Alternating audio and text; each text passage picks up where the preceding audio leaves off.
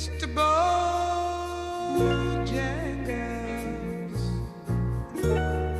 Mr. Bojangles.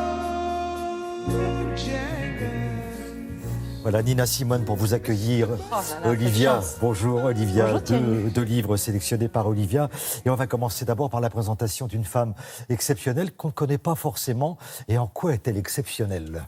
Vous connaissez forcément ses dessins.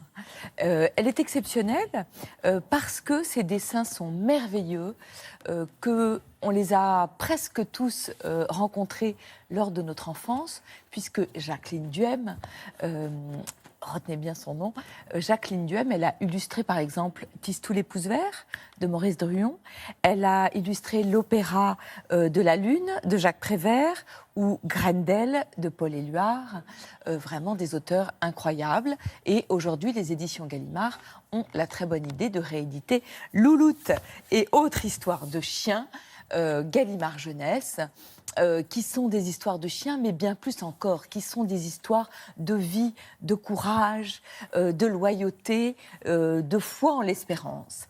Jacqueline Duhem, elle est incroyable, hein, mais incroyable. J'ai eu la chance de la rencontrer. Elle est née en 1927 et elle a eu une vie absolument extraordinaire qu'on peut découvrir dans un autre livre publié par Gallimard Jeunesse qui s'appelle L'Imagière. C'est beau, hein, comme nom, L'Imagière. Jacqueline Duhem, tout se joue dans son enfance. Je crois d'ailleurs que la plupart d'entre nous, tout se joue dans l'enfance. Elle a une enfance très triste, pour ne pas dire massacrée.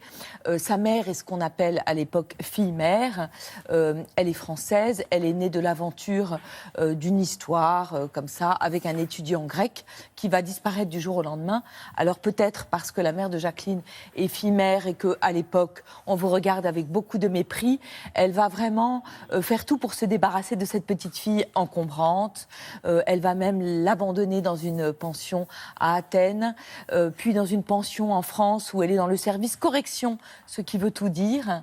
Elle va être comme ça brinque-ballée à droite et à gauche, et ce qui la sauve, c'est le dessin. Elle dessine, elle dessine, elle dessine. Après la guerre, sa mère lui demande de travailler. Elle est ouvrière dans une usine. Et là, elle va rentrer dans la section de la CGT qui va l'envoyer à Nice pour se reposer parce qu'elle n'est pas en forme. Et là, qui va-t-elle rencontrer ? Elle rencontre Matisse. Elle prend son courage à trois mains. Elle envoie une lettre à Matisse avec quelques dessins pour lui demander si ça vaut la peine de continuer. Miracle, Matisse va lui demander de venir dans son atelier et elle va être l'aide d'atelier de Matisse pendant 2 ans. Donc elle va tout regarder, elle va tout voir, elle va nettoyer ses pinceaux, mais elle va vraiment apprendre son art et peut-être garder une phrase déterminante pour elle. Il faut regarder toute sa vie avec des yeux d'enfant, dit Matisse. C'est ce que, pendant que vous parliez, je regardais les dessins et la force de ce type de parcours, qui est un parcours, je pense, de résilience. Voilà. C'est que toute la tendresse, et malgré la difficulté, on la retrouve dans les dessins de Jacqueline Duhem. Voilà, ces dessins merveilleux. Elle va donc illustrer les plus grands poètes parce qu'elle va rencontrer Éluard, Aragon, Prévert, qui est son grand ami. Prévert qui va la présenter à Hélène Lazareff, qui est la fondatrice du magazine Elle. Et de 52 à 72, elle va faire des reportages illustrés et faire beaucoup de dessins pour les enfants pour ce magazine. Et notamment, elle a une idée extraordinaire. John et Jacqueline Kennedy viennent à Paris en voyage officiel. Et elle va aller voir Hélène Lazareff. Elle va lui dire « Mais je vais dessiner leur voyage pour Caroline et John qui sont restés à la Maison-Blanche. » Elle va dessiner ce reportage. John et Jacqueline vont adorer ce reportage qui est aujourd'hui dans le musée de la Maison-Blanche, musée Kennedy à Boston. C'est vraiment une personne extraordinaire. Ce sont vraiment des dessins extraordinaires. Aujourd'hui, vous savez, c'est la journée mondiale du livre et du droit d'auteur organisée par l'UNESCO. Évidemment, moi, je ne conçois pas la vie sans lecture. Et pour que nos enfants ne conçoivent pas la vie sans lecture, il faut leur donner des belles images, il faut leur donner Jacqueline Duhem. Il y a une exposition qui lui rend hommage également à la bibliothèque Forney. Pour conclure. Pour conclure, un roman, parce que ce sont les vacances de Pâques.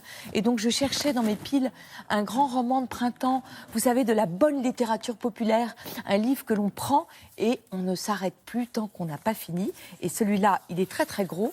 Honte sur moi, je l'avais manqué lorsqu'il était sorti l'année dernière aux Escales. Il s'appelle Les Déracinés, de Catherine Bardon. Il est inspiré de l'histoire, la grande histoire, un épisode que je ne connaissais pas du tout. Le livre s'ouvre dans les années 30, en Autriche, une histoire d'amour fulgurante, un coup de foudre, un homme et une femme, ils sont plutôt des intellectuels. Lui est journaliste, elle est d'une famille de médecins, elle est dentiste, et puis l'antisémitisme monte, qui va rendre la vie impossible. Ils vont essayer de partir, ils vont vraiment connaître l'exil et l'errance, en France, en Suisse, en Espagne, au Portugal. Personne ne veut d'eux. Roosevelt organise une conférence en 1938 pour essayer d'accueillir les Juifs dans le monde. Et par un concours de circonstances, ils vont se retrouver en République dominicaine.